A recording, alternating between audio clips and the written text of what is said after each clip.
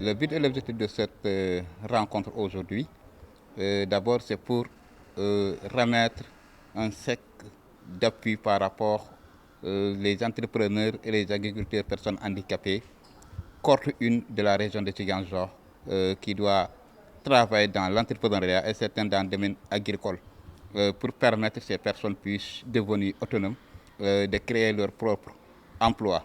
Donc on va partager les modalités de financement après la remise du chèque, mais aussi pour que cette personne aussi puisse respecter l'activité qu'il avait prévue et qu'il accepte de recevoir les services techniques et les partenaires qui doivent faire le suivi nécessaire sur le terrain.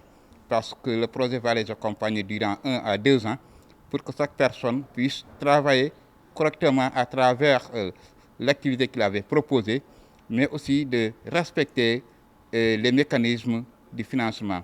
Et nous voulons que durant 1 an, le revenu mensuel de chaque jeune, ça doit élever à 150 000 francs. Le projet intervient dans 3 domaines.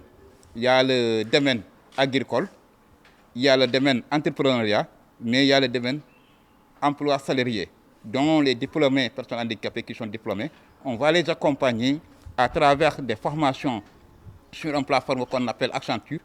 Tout risque qui doit empêcher le projet de réussite, on prend ça en compte depuis le début. Pour le domaine agricole, on est au niveau de première cohorte qui va recevoir aujourd'hui un appui de 7 en valeur de plus de 7 millions. Et après cela, le domaine emploi salarié, nous sommes au deuxième cohorte. Emploi salarié, première cohorte, je crois que 2, ils ont eu le travail. 2, ils ont devenu un formateur avec Simplan. 5, ils sont en stage actuellement à travers ANPES pour au moins qu'ils sachent comment une personne doit évoluer dans un milieu professionnel. Ce qu'on cherche aujourd'hui, c'était un travail que nous avons commencé, c'est de mettre en relation des entrepreneurs qui ont de bons projets avec les institutions financières. Et heureusement, aujourd'hui, nous sommes en partenariat avec ANCAR, avec Agrigène, qui est un projet de l'État qui octroie des subventions à tout entrepreneur.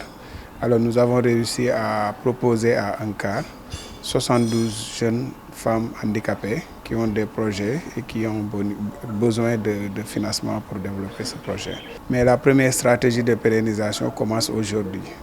Nous regroupons les 72 bénéficiaires, les expliquer les enjeux, aussi expliquer les principes et les modalités. Et dans les principes, il y a toute pérennisation dépend de ces 72.